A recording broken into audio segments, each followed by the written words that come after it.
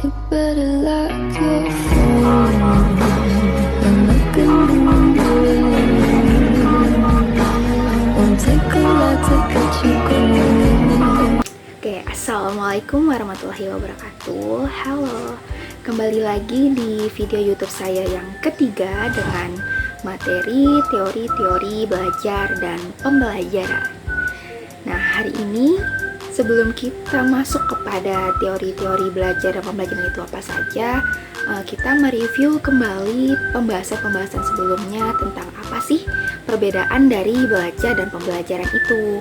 Nah, belajar itu merupakan aktivitas ke arah perubahan tingkah laku, sementara pembelajaran merupakan penyedia sistem lingkungan yang akan mengakibatkan proses belajar.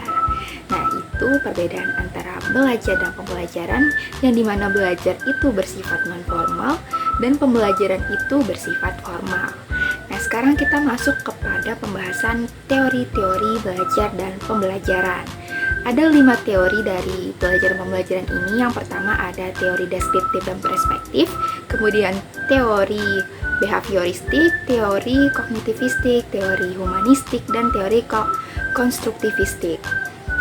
Nah, langsung saja kita masuk kepada pembahasan yang pertama, yaitu teori deskriptif dan perspektif. Nah, teori belajar merupakan deskriptif karena tujuan utamanya untuk menjelaskan proses belajar. Sedangkan teori pembelajaran merupakan perspektif karena tujuan utamanya untuk menetapkan metode pembelajaran yang optimal. Untuk membedakan antara teori belajar dan pembelajaran, kita dapat meninjau kembali melalui tataran posisi teorinya. Apakah berada pada tataran deskriptif atau tataran perspektif? Nah, menurut Brunner dalam Dageng tahun 1989, ia mengatakan bahwa belajar merupakan teori deskriptif, sementara pembelajaran merupakan perspektif. Mengapa deskriptif? Karena tujuan utamanya untuk menjelaskan proses belajar, sedangkan mengapa dia perspektif? Karena tujuan utamanya untuk menetapkan metode pembelajaran yang optimal. Nah, deskriptif ini juga menaruh perhatiannya kepada hubungan antara variabel-variabel yang akan menentukan hasil belajar. Sementara perspektif ini menaruh perhatian pada bagaimana seseorang itu dapat mempengaruhi orang lain sehingga terjadi proses belajar.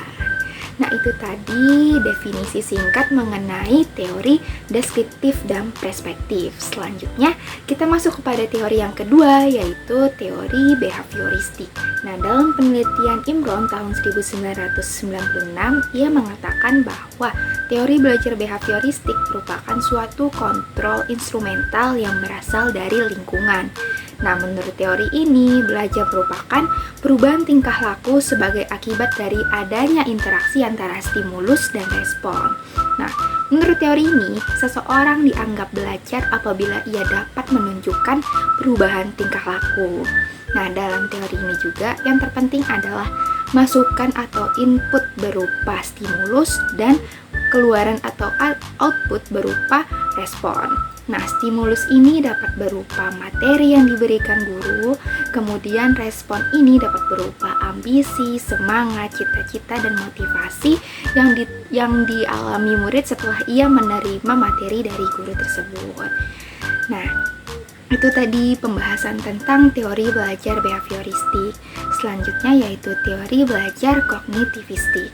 Teori belajar kognitivistik ini berbeda dengan teori belajar behavioristik yang lebih mengacu pada hasil belajarnya yang berupa perubahan tingkah laku, sedangkan teori belajar kognitivistik ini dia lebih mengacu kepada sesuatu yang kompleks yang dipengaruhi oleh kondisi mental siswa yang tidak tampak oleh mata. Nah, menurut teori ini, belajar itu tidak hanya terfokus pada hasilnya saja, melainkan ada proses yang harus diperhatikan. Nah, jadi dalam teori ini juga, dia dalam belajar itu tidak hanya melibatkan stimulus dan respon, tetapi juga bagaimana kondisi mental yang dialami siswa. Nah, belajar menurut teori ini merupakan sebuah perseptual atau persepsi dan pemahaman tentang situasi yang akan berhubungan dengan tujuan belajar dan akan menentukan sikap siswa.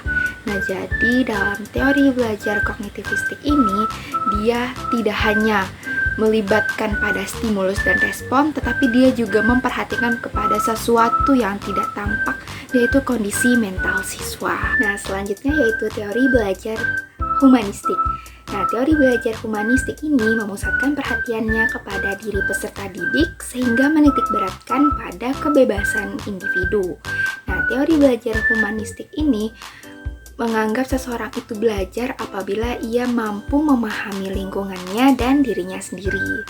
Nah, menurut teori ini juga yang terpenting adalah adanya motivasi yang diberikan kepada peserta didik agar ia dapat menjalani pembelajaran dengan baik. Nah, motivasi ini dapat berasal dari diri sendiri maupun dari guru sebagai fasilitator.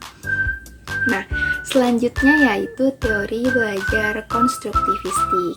Nah, teori belajar konstruktivistik ini berasal dari kata to construct yang berarti membangun atau menyusun. Nah, menurut von Glaserfeld, ia mengatakan bahwa konstruktivisme ini merupakan sebuah filsafat pengetahuan yang mengatakan bahwa pengetahuan itu merupakan struktur atau bentukan diri sendiri. Nah, pengetahuan ini berasal dari struktur atau konsepsi seseorang sewaktu ia berinteraksi dengan lingkungannya. Jadi, konstruktivisme ini merupakan teori belajar yang mencoba memahami bagaimana peserta didik itu belajar dan membangun serta memahami diri mereka sendiri. Nah, itu tadi seputar pembahasan kita mengenai teori-teori belajar dan pembelajaran. Ada 5, yaitu teori deskriptif dan perspektif, kemudian teori behavioristik, teori kognitivistik, teori humanistik, dan teori konstruktivistik.